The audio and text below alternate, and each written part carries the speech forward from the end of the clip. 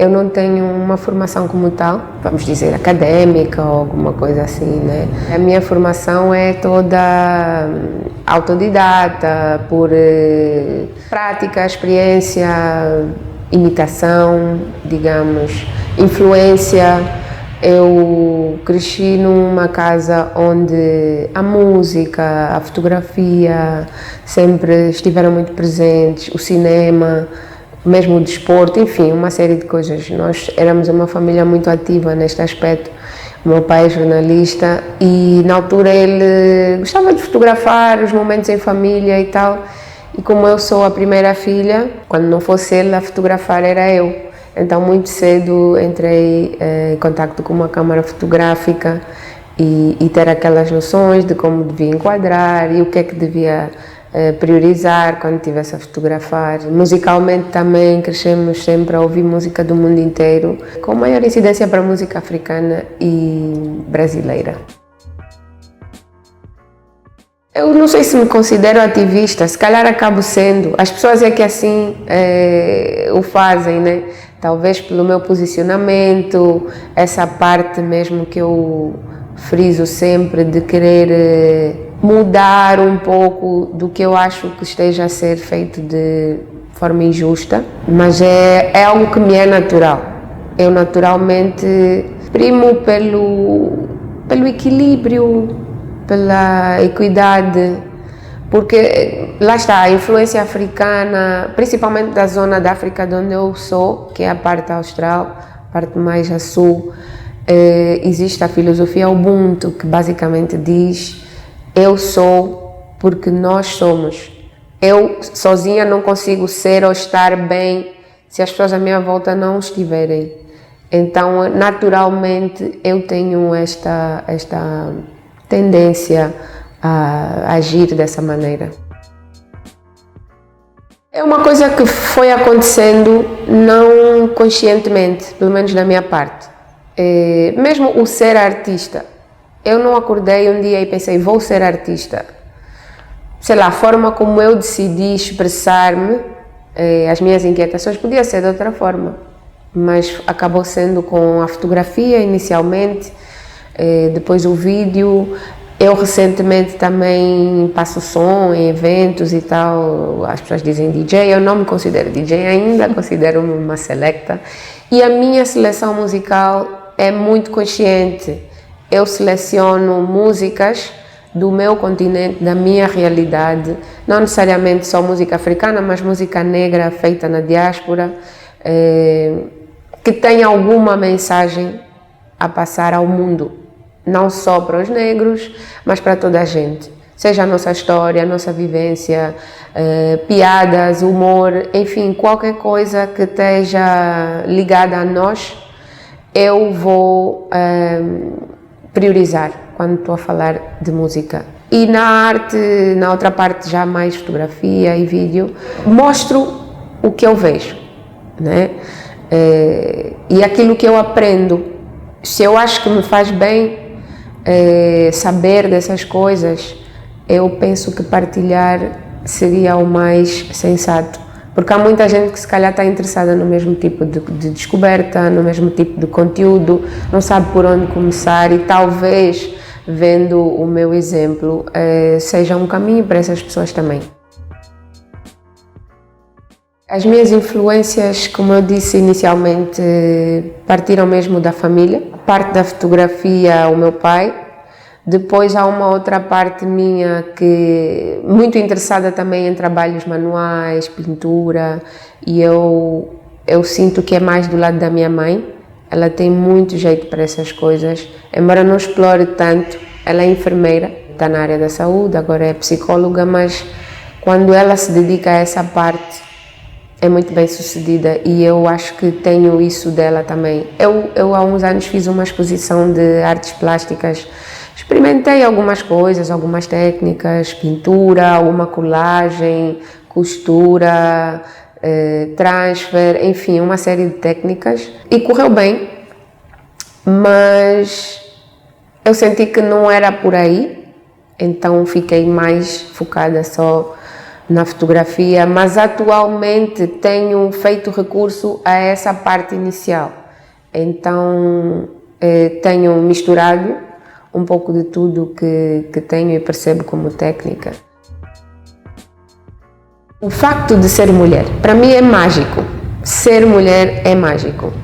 Eu muitas vezes digo, ser mulher é difícil. É difícil, na minha opinião, mas também é mágico. Há uma coisa muito simples, que não é tão simples, que é o facto de sermos capazes de gerar um ser dentro de nós. Eu acho isso magia pura. Há dias vi um vídeo muito curto na internet de como é que era esse processo. Era um 3D e é espetacular perceber que aquilo tudo acontece dentro de nós. Inicialmente é isso, né? E depois tudo que tem a ver com a mulher, há coisas muito boas, mas também há coisas que poderiam ser melhores e eu acho que nós merecemos. Por isso, muitas das vezes eu dedico-me a questões que podem melhorar a condição da mulher, inicialmente em Angola, depois em África, no mundo, porque há um desequilíbrio muito grande, na minha opinião, entre homens e mulheres em tudo. Quem manda no mundo, quem faz as leis, quem aprova, quem dá as punições. Há um desequilíbrio mesmo muito, muito grande. E é possível nós vivermos de forma mais harmônica, homens e mulheres, sem ninguém ter a necessidade de estar acima do outro. Até porque, voltando no processo que eu falo de gerar um ser, estão os dois envolvidos, um homem e uma mulher. Por que é que não podemos dar continuidade a tudo, a todo o resto, de mãos dadas, em sintonia? Não há necessidade de sermos como que rivais, adversários, inimigos, mas infelizmente há uma tendência masculina, não sei, talvez receio, medo, porque tem noção do poder da mulher. E a mulher muitas vezes não tem noção do seu próprio poder. Então permite que seja tratada com menos valor. E então as questões da mulher negra africana, que na minha opinião é a mais fragilizada, se formos fazer uma pirâmide, é a mulher negra africana. É justamente para tentar mudar um pouco.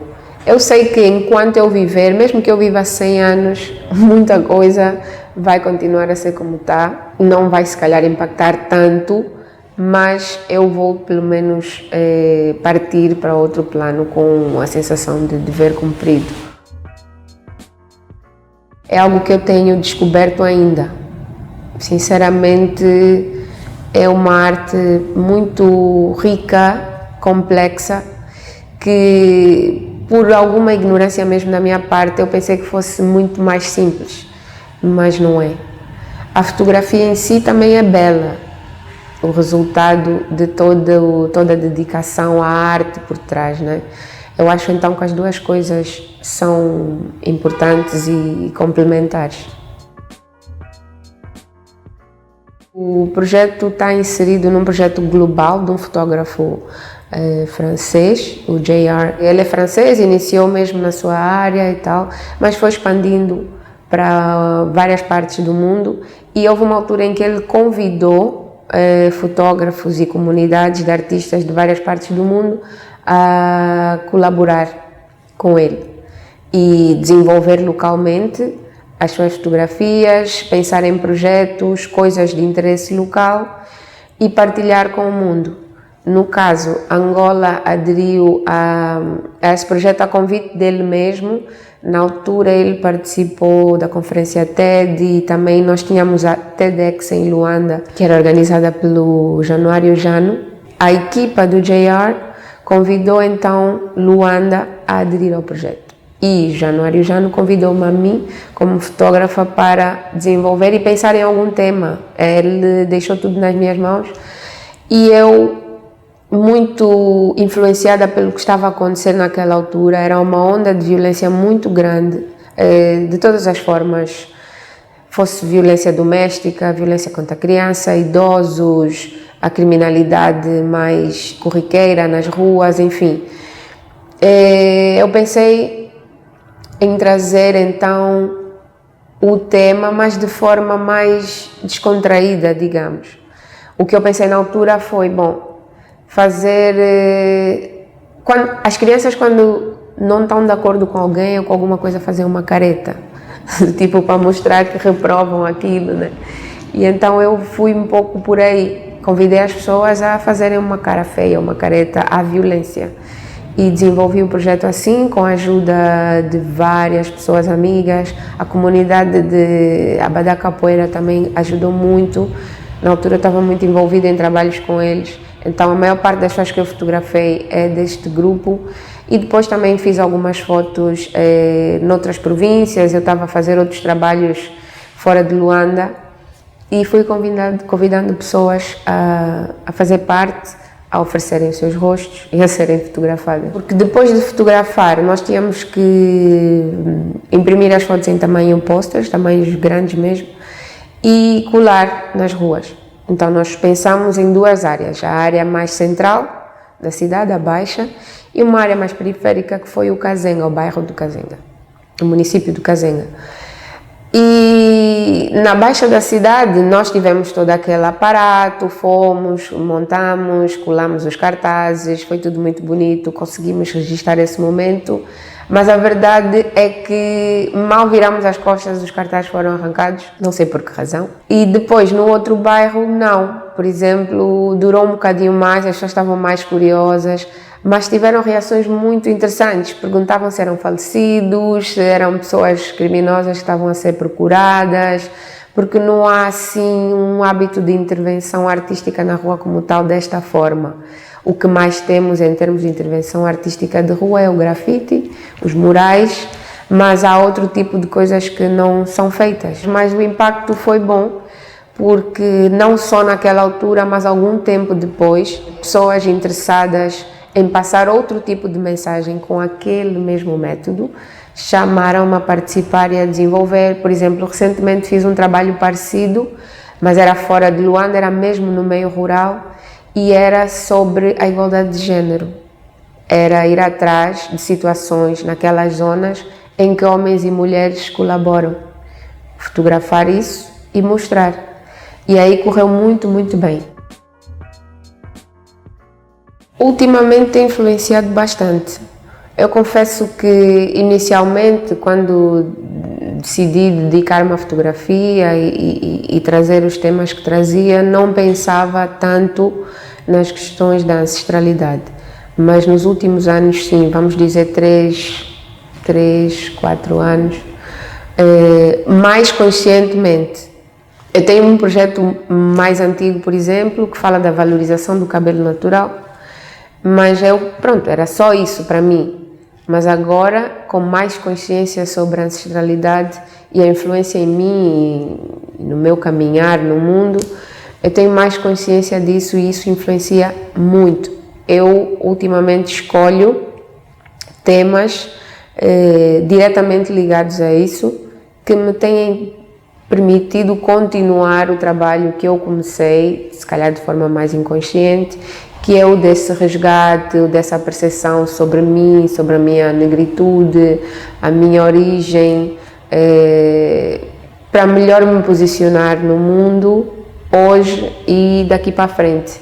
Então é uma pesquisa que eu tenho feito diariamente, vídeos, livros, sempre a tal questão da oralidade, conversas com mais velhos, perceber tudo e principalmente e ultimamente mais na parte da espiritualidade, a parte que a maior parte das pessoas se calhar não tem tanta crença, alguns até têm, mas não são tão explícitos quanto a isso por várias razões, não sei se vergonha, medo de julgamento, enfim. Eu tenho me dedicado de forma mais consciente e atenta a essas questões ultimamente e isso tem influenciado muito no resultado do que eu vou apresentando hoje, seja em termos de vídeo, fotografia, enfim. Ao desenvolver o projeto Invisível, que é sobre a presença de corpos negros na Europa e espíritos também, que não são visíveis, mas eu digo sentíveis, a minha maior dificuldade foi mesmo no campo emocional. Eu emocionalmente estava muito fragilizada. Eu pensei nesse tema, mas depois muitas memórias, muitas coisas começaram a surgir. Eu pensei em desistir de fazer esse trabalho, ou se calhar abordar de outra maneira, porque eu considero que tenho uma capacidade de visualizar coisas muito grande. Eu me visualizei naqueles tempos com aquelas pessoas que sofreram o que sofreram. Eu, para esse trabalho, pretendo fazer de forma contínua uma pesquisa sobre locais onde houve esta presença africana aqui na Europa e coisas mais palpáveis, construção de edifícios, por exemplo, ou enfim, uma série de coisas. E eu, inicialmente, trouxe a Rua do Poço dos Negros, em Lisboa, que eu fiquei a saber só desta vez também que vim para cá, embora já venha para Portugal há muitos anos, nunca soube disso, soube agora que era uma zona, que era uma vala comum, onde eram então atirados os corpos, né, dos negros, e era uma extensão ainda considerável. E eu, de pensar que debaixo daquele chão estão ancestrais meus, foi muito perturbador em alguns aspectos para mim. Essa foi a minha maior dificuldade, mas superada essa barreira, pronto, então fluiu melhor. Eu fui sozinha mesmo para aquele local, pus a câmera num tripé, pus-me a fotografar, pessoas que estivessem a passar ajudavam a fazer o enquadramento, se calhar, ou eu dava diretrizes às pessoas para fazerem de certa maneira. E foi muito interessante a curiosidade das pessoas, porque eu estava com vestes específicas, estava com uma roupa branca, que é o que normalmente nós usamos quando queremos de alguma forma fazer algum tributo aos nossos antepassados. Por acaso nunca parei para pensar numa vida na diáspora. Eu, quando era muito mais nova, pensava que queria sair de Angola para me formar e depois voltar, porque tenho noção que era e é até hoje uma coisa que é mais valorizada lá internamente. Alguém que tenha uma formação adquirida no exterior, quando regressa tem maior possibilidade de ingressar no mercado de trabalho com melhores salários, melhores posições, enfim, e ser mais respeitada. E eu, quando era mais nova, queria sair de Angola para me formar e depois, mas nunca tive assim intenção de morar fora de Angola. Eu amo Angola, eu gosto muito de Angola e da África e eu vejo-me a passar o resto dos meus dias no continente africano. Mas nesta altura estou fora de Angola por razões alheias à minha vontade. Tenho que estar uma parte cá, mas não tenho assim intenção de morar. Então nunca parei para pensar numa vida minha na diáspora e aí fazer uma relação de coisas relacionadas a Angola e uma vida na diáspora como tal. Pode eventualmente acontecer, porque estando aqui, por exemplo, esse trabalho que eu apresentei, influenciado pela história da Rua do Poço dos Negros e que agora quero perceber a presença africana em África naquele tempo e atualmente, como é que isso é ignorado, como é que isso já está quase impossível de ignorar, porque cada vez mais se sabe sobre o que é a história da Europa e de África e como a construção da Europa dependeu muito da África e dos africanos. Sim, a fotografia é uma excelente forma de perceber as outras culturas, não só a fotografia, a arte em geral. E eu que tenho estado a circular muito pelas artes visuais, o vídeo, o cinema, a própria música também, são formas de, sim, ter uma maior atenção e sensibilidade para com o que é dos outros, né, as outras culturas, e um respeito principalmente o respeito.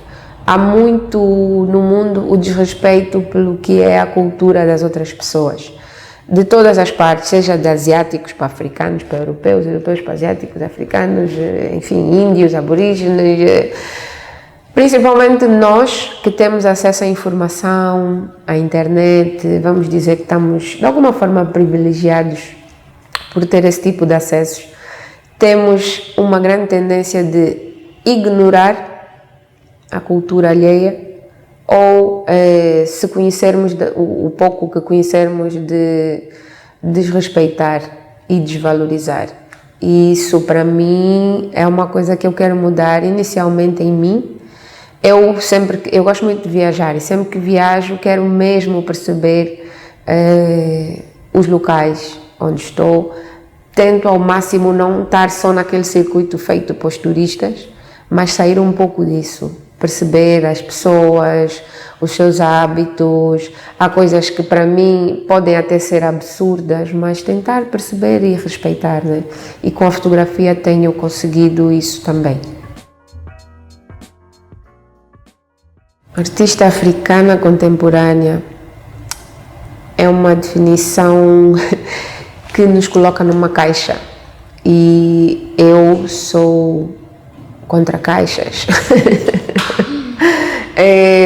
Mas pronto, há categorias, há definições, há caminhos que as sociedades decidem trilhar e, querendo ou não, estou aí inserida. As dificuldades, basicamente, para mim já quase não existem. Antigamente eu podia me limitar dizendo que vivo num país com poucos recursos e que por isso não consigo desenvolver o trabalho X ou Y dessa forma, mas também o facto de viver num país com tantas carências consegue fazer com que tenhamos uma maior capacidade de ir a fundo em termos de puxar pelo cérebro, ser criativos, lá está, sair da caixa, pensar fora da caixa. Essas dificuldades é que honestamente nos permitem ser bons naquilo que fazemos em termos de arte, porque não temos a papinha feita, digamos, e temos que ir atrás. Depois, as outras partes, sim, temos algumas dificuldades, a própria divulgação em si do trabalho, mesmo a parte mais de circulação do trabalho, o retorno monetário com esses trabalhos que desenvolvemos. Se ficarmos só dentro das nossas limitações como sociedade, é mais complexo, sim. Por isso temos que continuar a pensar fora da caixa, expandir, sair como pudermos. Não é fácil, mas também se fosse não seria interessante. Por isso é que gosto muito e tenho orgulho em ser africana, mulher, negra, artista, contemporânea, que desenvolve trabalhos e que tem a possibilidade de chegar onde quiser. Os artistas africanos estão na moda, os artistas africanos trazem novidade.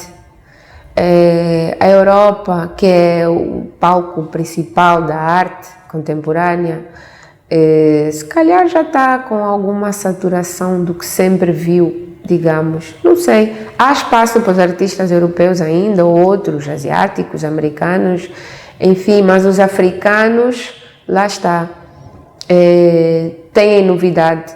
Os africanos trazem coisas sobre si mesmos, sobre a sua cultura, que é desconhecida para essas outras pessoas que são as consumidoras, as maiores consumidoras de arte contemporânea. Então, interessa-lhes a arte africana, os artistas africanos, são bons, são promissores, são lucrativos. Nós sabemos que há todo um movimento por trás do interesse na arte, que não é só pela arte. E os africanos têm a possibilidade de facilitar esses processos.